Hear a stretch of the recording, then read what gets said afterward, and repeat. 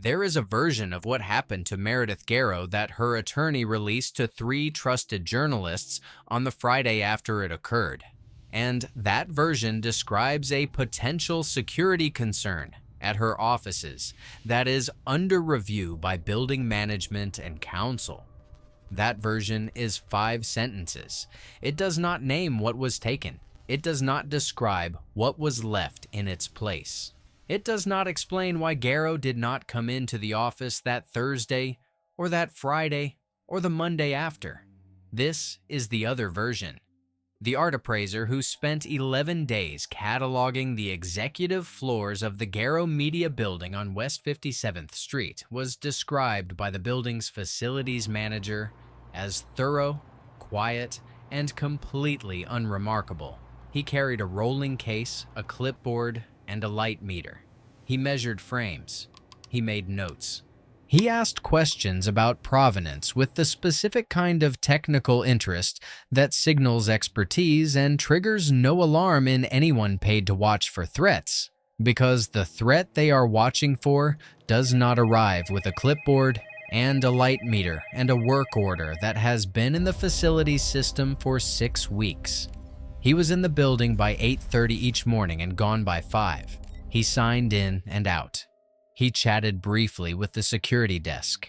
He knew the names of 2 of the guards by the 4th day because he had asked. Morning, David. And because people who ask your name and remember it are people you stop looking at after a while. On the 11th day, he was on the 4th floor when Garrow's assistant came through the lobby with a large art book under one arm, signed it out as personal property with building security, and walked it to the car, waiting at the curb. The driver confirmed the pickup, checked the address, and pulled into traffic. The routing change that sent him across town instead of uptown was the kind of dispatch correction that happens a dozen times a day in a city that size, triggered by a traffic algorithm that nobody questions because nobody has reason to. The driver didn't question it. He arrived at an address that was not Garrow's home. The book was not with him when he left. That was a Thursday afternoon at 2:47 p.m. Garrow called her assistant at 2:51. By 3 o'clock, she knew.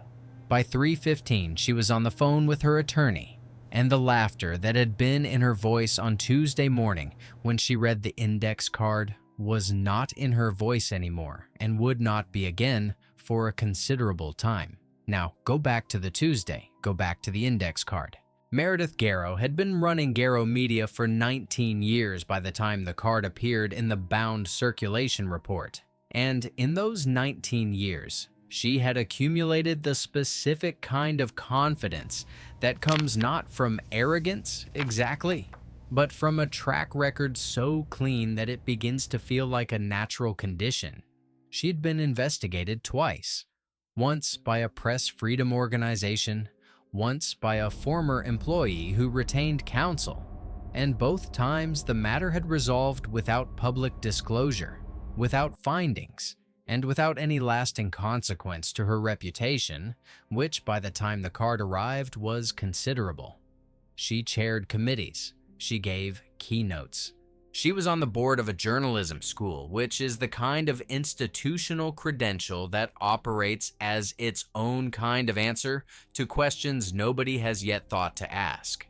The recording existed because she had made a decision, 19 months earlier, that she had considered at the time to be practical and had since reclassified in the privacy of her own assessment as the kind of decision that requires management.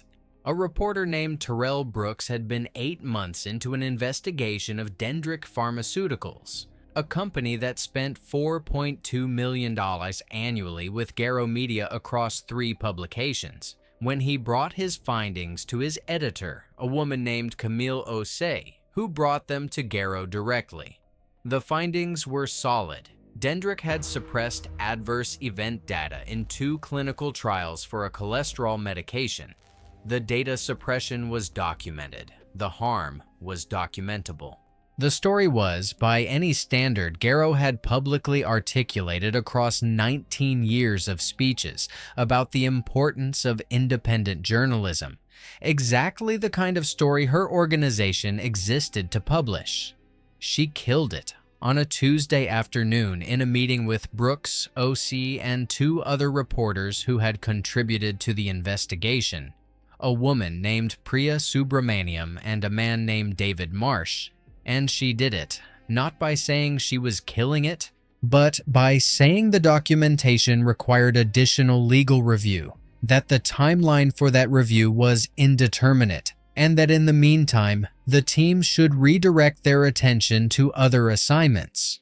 She said this calmly, and with the specific authority of someone who does not need to raise her voice because the room already knows the shape of the conversation. Brooks asked how long additional legal review typically took.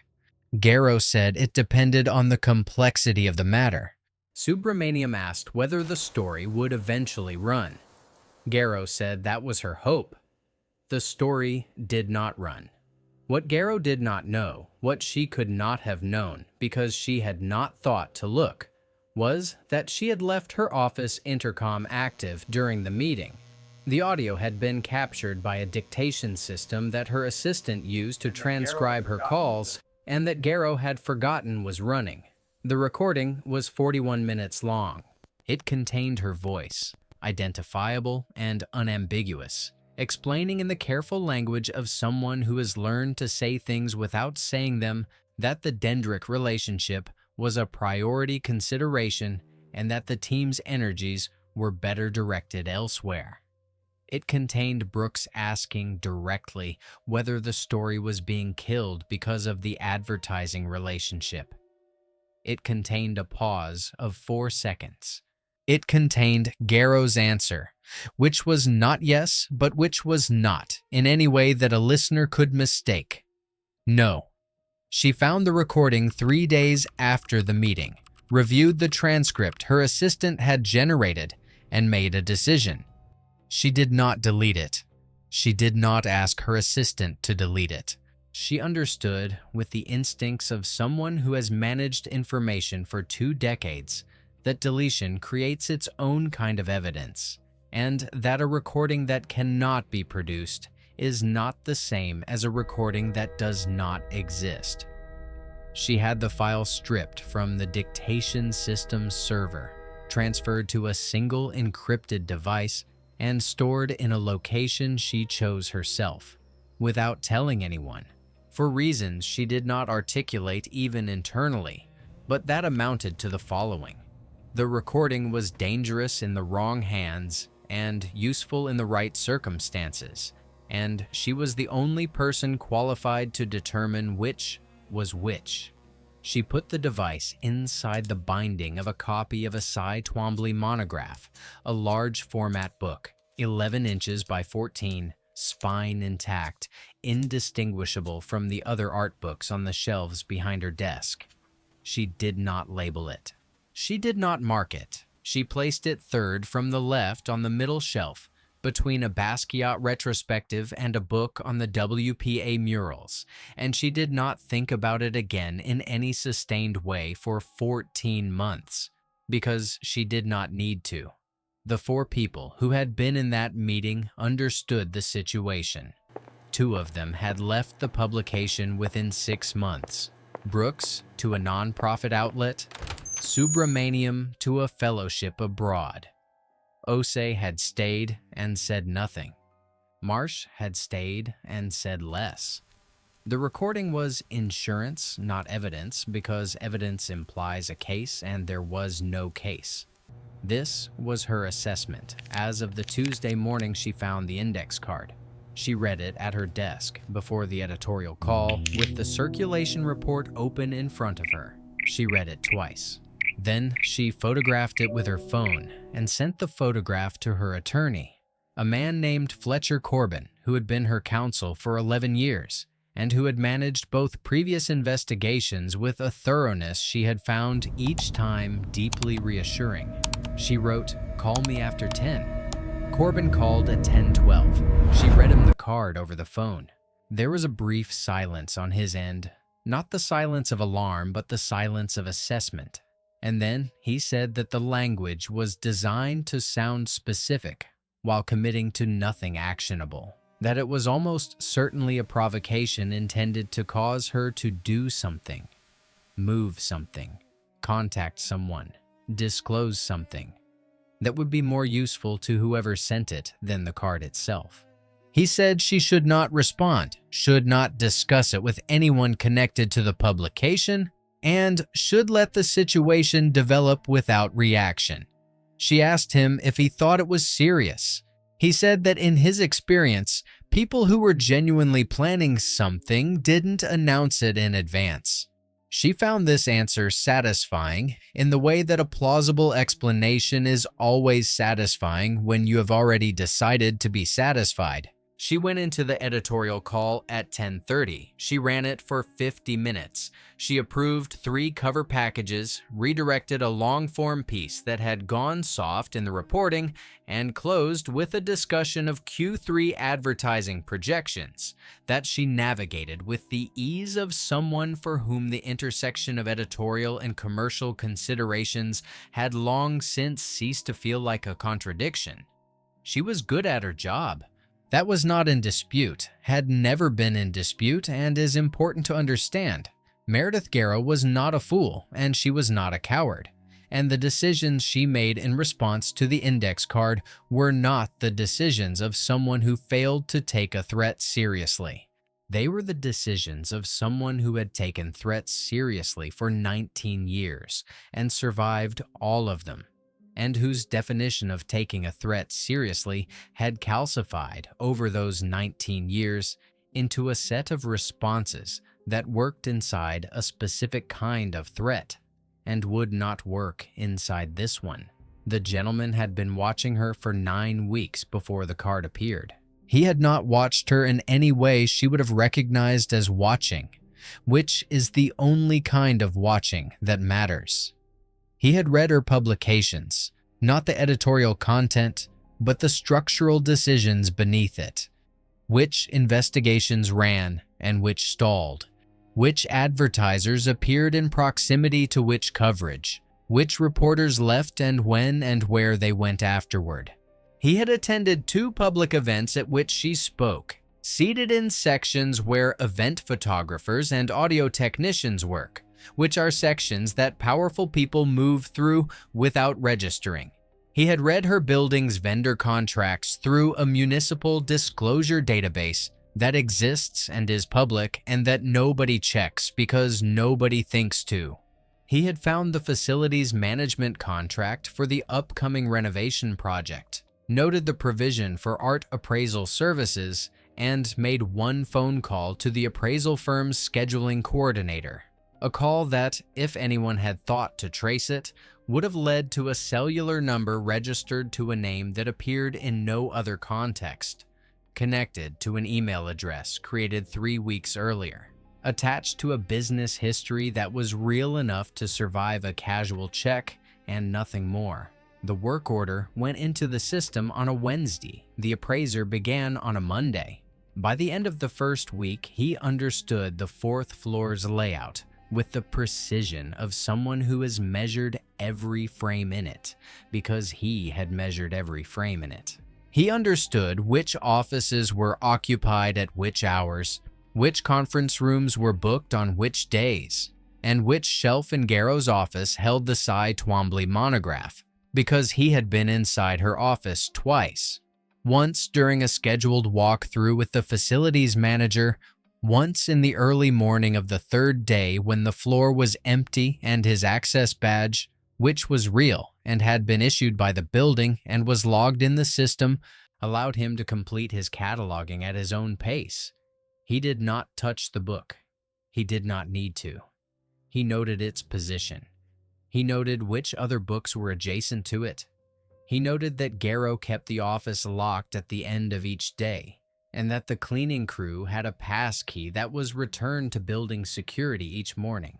He noted that the facility's access granted to appraisal contractors covered all common areas and all offices during scheduled walkthroughs, and that the definition of scheduled walkthrough in the vendor contract was broad enough to accommodate a reasonable interpretation by someone who needed it to be. He had also, in the 5th week of his observation and before the work order was filed, done something else. Something that looked, to anyone watching, like nothing. He had lunch on a Thursday at a restaurant in the West Village where Garrow's assistant, a man named Ray Delgado, who had worked for her for 3 years, and who ate at the same restaurant every Thursday because he lived 2 blocks away and liked the soup, was seated at the counter. The gentleman sat 2 stools down. They did not speak directly, but the gentleman, while reviewing something on his phone, had a brief audible exchange with the bartender about a story that had run that week in one of Garrow's publications, a story about a rezoning dispute in a Bronx neighborhood, in which he mentioned, in passing, that he'd heard the original investigation had gone much further than what ran, and that there were apparently concerns about some of the source materials being held off-site for safekeeping during the legal review. He said this the way people say things they assume everyone already knows. He did not look at Delgado. He finished his coffee, left a tip, and walked out. Delgado did not mention the conversation to Garrow directly. He mentioned it obliquely 3 days later in the context of asking whether the legal review files from the Dendrick matter had been properly archived, because he wanted to make sure the document retention schedule was current. Garrow told him it was handled. Delgado said, of course, he just wanted to make sure the physical materials were somewhere secure, given the renovation work coming up on the executive floors. Garrow said they were. Delgado said he was glad to hear it. She thought about the Twombly book that evening. It was not a panic thought. It was a managerial thought, the kind of inventory check that runs automatically in a person who has spent 2 decades managing risk and has learned to trust the instinct that prompts it. The book was in her office. The office was locked. The appraisal contractor had access to the floor but had been to her office only during the walkthrough with facilities, which she had been present for, and the contractor had measured the frames on the wall and not touched the shelves. The book was fine. The recording was fine. Then the index card arrived on Tuesday morning, and the managerial thought became something with more urgency, and by Tuesday afternoon, she had made a decision. She called Delgado and told him that she was having some materials moved to her home office ahead of the renovation and that she needed him to package the Twombly book from the middle shelf and have it ready for a car service pickup on Thursday. She told him it was fragile. She told him to sign it out with building security as personal property, which was the protocol for any personal items removed from the premises, a protocol she had approved herself 3 years earlier. She did not tell him what was inside it. Delgado had the book packaged by noon on Thursday. He signed it out at the security desk at 2:37 p.m. He walked it to the car waiting at the curb and handed it directly to the driver, confirmed the address, and went back upstairs. He sent Garrow a message at 2:41. Book is on its way. She was in a meeting. She read the message at 2:47 and felt, briefly, the specific relief of having done something, of having moved the thing, of having put it somewhere safer, which is a feeling available only to people who do not yet understand that the decision about where safer is was not entirely their own. She called Delgado at 2:51. He confirmed the pickup, confirmed the driver, confirmed the address given. She called the car service at 2:54. The dispatcher confirmed the pickup, confirmed the driver, could not immediately confirm the route, said the driver had been rerouted by dispatch due to traffic. Standard procedure, nothing unusual, the car was in transit. She asked for the driver's direct number. The dispatcher said he'd have the driver call her. The driver called at 3:03 and said he'd just dropped the package at the delivery address. She asked him to repeat the address. He repeated an address in Midtown that was not her home. There is a moment in certain kinds of loss that is not dramatic. It does not arrive with a noise or movement. It arrives as a reclassification. The instant when a thing that was fine becomes a thing that is not. And the transition happens so cleanly that for a second or two, the mind simply holds both states at once and cannot resolve them. Garrow sat with the phone against her ear for 4 seconds after the driver finished speaking. Then she asked him to repeat the address again. He did. She thanked him and ended the call. She called Corbin at 3:07. The address the driver had delivered to was a commercial mail and package facility on West 45th Street. When Corbin sent a courier there within the hour, the facility confirmed that a package matching the description had been received, held for 10 minutes, and picked up by the individual listed as the recipient on the dispatch order. The dispatch order had been submitted digitally through the car service's booking system at 2:19 p.m., 18 minutes before Delgado walked the book to the curb.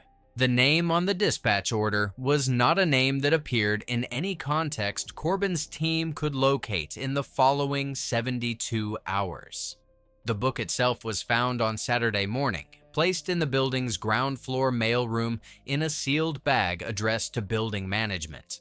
Inside, the Twombly monograph, intact, unopened, in perfect condition. The device was not inside it.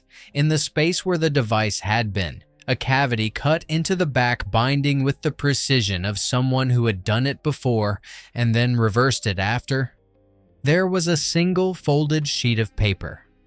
On it, 4 names: Terrell Brooks, Camille Osei, Priya Subramaniam, David Marsh. Next to each name, a date. The date the meeting had occurred. The date each of them had last published an investigation in a Garrow media outlet. And next to each date, one additional piece of information: the name of the dendritic product that had been under investigation and the number of adverse events that had been excluded from its FDA submission. No signature, no note, nothing else. Garrow's attorney advised her in the meeting they held the following Monday that she had 3 viable postures available to her. She could report the device stolen, which would require explaining what was on it and why it had been in a book binding. She could wait, on the theory that whoever had taken it might have an agenda that would surface and could be managed when it did. Or she could attempt to determine who had taken it and by what means, which would require retaining investigators whose engagement would itself create a record. Corbin walked through each option with the thoroughness she had always valued in him. She listened. She did not take notes.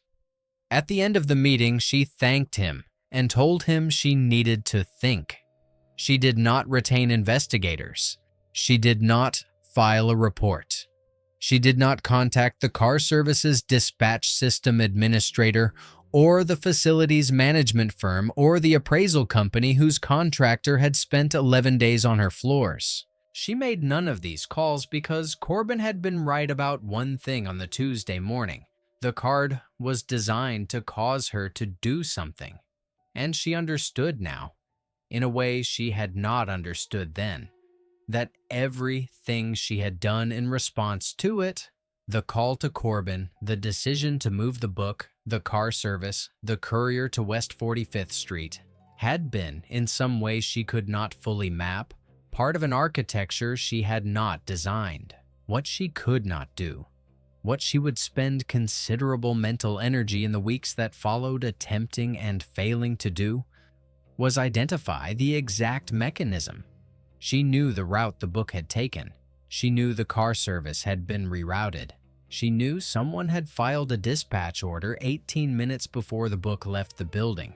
What she could not determine, and what the facility's manager could not determine, and what Corbin's investigation eventually concluded with the careful language of people who do not like admitting the limits of their methods, was how the dispatch order had been filed with the correct details about the package before those details were known to anyone outside her office, or how the appraisal contractor's access to her floor connected, if it did, to what had happened, or whether the conversation Delgado had overheard at a restaurant in the West Village 3 weeks earlier was relevant, and if so, how. The recording was gone. The device was gone. What existed in their place was a piece of paper with 4 names on it that she could not produce without explaining how she had come to have it, and a gap in a book binding that she could not explain without explaining why it had existed, and a car service record that documented a pickup and delivery that she could not contextualize without explaining the full sequence of events that had led to it. A sequence whose first entry was a Tuesday morning meeting 19 months ago, in which she had said something in 4 seconds of silence that no one had ever been able to use against her until now. What she did in the end was nothing, which is what the situation permitted. Terrell Brooks received a certified envelope 6 weeks after the Thursday in question. Inside, a USB drive, no label. He plugged it into an air-gapped machine in the office of a media attorney he trusted, wearing the expression of someone who has spent 19 months trying not to think about a meeting that still surfaces in the specific register of unfinished business that has no obvious resolution. The drive contained a single audio file, 41 minutes long. He listened to it twice. Then he sat for a while. Then he called Priya Subramaniam, who was 8 time zones away, and told her she should find a secure line and call him back. Camille Osei received her envelope 2 days later. David Marsh received his the day after that. None of them contacted each other first, which suggests that each independently needed a period of time to process what they were holding before they were ready to be in the same conversation about it. When they did speak, all 4 of them, on a call that took 2 weeks to arrange, what they discussed was not strategy, not immediately, but something prior to strategy. The specific quality of the feeling that comes when something you had given up on becomes, without warning, possible again. What they did with the recording is not part of this story. What they did is theirs. The gentleman watched the coverage from a distance, the way he always watched the aftermath, not for satisfaction exactly, but for confirmation. Confirmation that the piece had landed where it was supposed to land, that the architecture had held, that the 4 names on the paper had received what the paper had been designed to tell them was coming. He had not known any of them personally. He had known what they had done, and what had been done to them, and what it would require for the balance to shift, and he had constructed the conditions under which the shift was possible. The rest was theirs. He had also known because he had thought about it in the weeks before the index card went into the circulation report, that there was one element of the situation that he could not control and had not tried to. What Garrow would do when she understood the full shape of what had happened. He had considered several possibilities. She might go to the press herself, preemptively with a version she controlled. She might reach out to the 4 journalists directly. She might use the 2 weeks before the drive arrived at Brooks's address to construct a counter-narrative robust enough to absorb the recording's impact. She did none of these things. She did nothing. And the gentleman, when he processed this, found it neither surprising nor satisfying in any simple way. It was what the situation permitted. She had built a career on the management of information, and the information was no longer manageable, and the management instincts she had refined over 19 years were the same instincts that had delivered the book to the curb on a Thursday afternoon. In this, she was not unusual. The people who build the most elaborate protections are the ones who understand, at some level, how much there is to protect. That understanding is also a map. You just have to know how to read it. He thought about Ray Delgado. Delgado had worked for Garrow for 3 years and had been, in the gentleman's observation, neither complicit nor unaware. Something more complicated than either. The specific position of someone who knows enough to be uncomfortable and not enough to act, and who has made the accommodation that people in that position usually make, which is to concentrate on the parts of the job that don't require them to look directly at the thing they'd rather not see. The gentleman had used that position, had needed it, had structured the lunch conversation precisely to introduce a signal that Delgado's existing discomfort would amplify and carry to Garrow without Delgado understanding what he was carrying. This was not something the gentleman felt entirely clean about. It was a move the situation required. Delgado had not been harmed. His name appeared nowhere in the outcome. The discomfort he had been living with for 3 years had, in some structural sense, been resolved.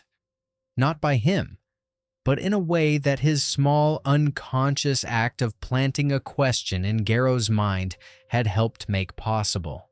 Whether that was enough to make the use of him right was a question the gentleman sat with for a while on the Saturday after it was over, in the way he sat with questions that didn't resolve cleanly, which was without urgency and without the expectation of a comfortable answer. He had not lied to Delgado. He had not promised him anything. He had introduced information into a system that was already primed to receive it and had let the system do the rest. The question was whether that distinction held. He thought it did. He also thought that thinking it did was the kind of conclusion that was easier to reach when things had gone the way they were supposed to. He turned it over. He let it be unresolved. There are things in the code that are clear and things that are genuinely in the margin, and the difference between someone who operates outside the rules and someone who has simply replaced one set of rules with their own convenience is the willingness to keep the margin uncomfortable. He kept it uncomfortable. That was the best he could do. Outside, the city was doing what it does in the early part of a Saturday. Noise and movement, and the specific texture of a morning that has not yet decided what it's going to be. He had coffee. He had nowhere to be. The index card was gone, signed out of the building in the Twombly monograph, delivered to an address that traced to nothing. Gone from the record the way certain things go from a record when someone with patience and a clean work order has had enough time. Somewhere across the city, Terrell Brooks was not yet in possession of a USB drive that would arrive in 6 weeks. Somewhere, Meredith Garrow was in the specific limbo of knowing something had happened and not knowing what would follow.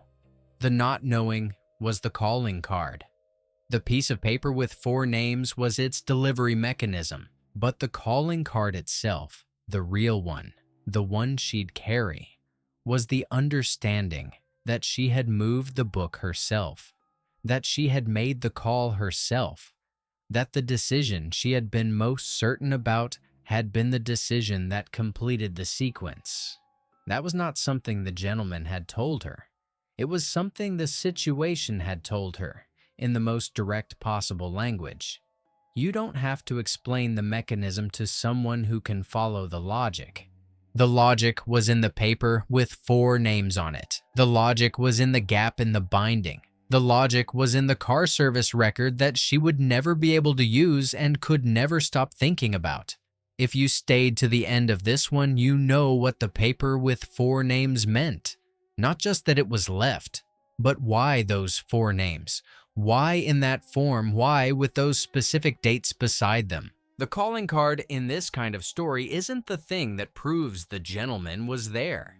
It's the thing that proves the target already knew what they'd done, and knew that someone else knew, and understood that the someone else had made a choice about who deserved to have the information next. The gentleman doesn't explain himself. He doesn't announce his code or print it on a card or write it on a wall. He lives inside it, and the living is visible in what he leaves behind and what he chooses not to take. He took a recording. He left 4 names. He did not take anything from Delgado, who didn't choose the situation he was in. He did not surface the recording himself because it wasn't his. It belonged to the 4 people who had made it, or been made part of it, and to whatever they decided to do with it. That's the distinction between using something and returning it, between taking what isn't yours and returning what was taken. It's a narrow line. It requires precision, and it requires, above all, knowing the difference between a situation that calls for noise and one that calls for silence, and being comfortable with silence when silence is what the situation has earned. The cleanest win is the one where the target does most of the work themselves. Not because it's easier, because it's honest. They built the system. They managed the risk. They made every decision they believed was smart. And then they found out that smart, in the hands of someone who has studied you, is the sharpest tool available. If this story landed where it was supposed to land, if the moment with the car service, the address the driver read back, the 4 seconds on the phone hit the way those moments are supposed to hit, share it with someone who needs to hear it.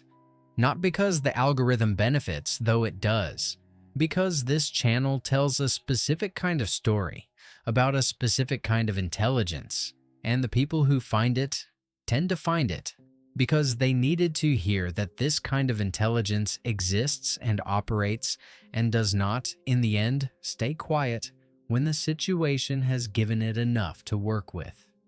Like the episode if the paper with 4 names stayed with you. Subscribe if you want to be here for the next one. The gentleman's game is always the same game. The board is always different. And the question I want to leave you with, different from the one at the beginning because you've earned a different question now, is this. If you found out that something you'd given up on had quietly become possible again, because someone you'll never meet decided it was worth the effort, what would you do with that? Not theoretically. Actually. Leave your answer in the comments. I'll be back for the next one.